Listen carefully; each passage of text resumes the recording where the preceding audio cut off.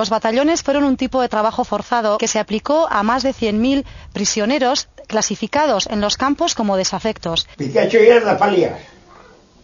Anese maquinari de camino mítico. Eskuz dena.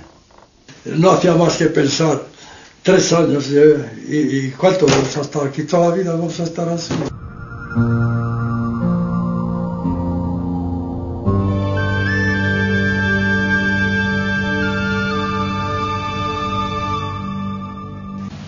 Porque hacían los responsables, hacían los grupos, y si alguno de ese grupo marchaba, como decían ellos, fusilaban a los otros.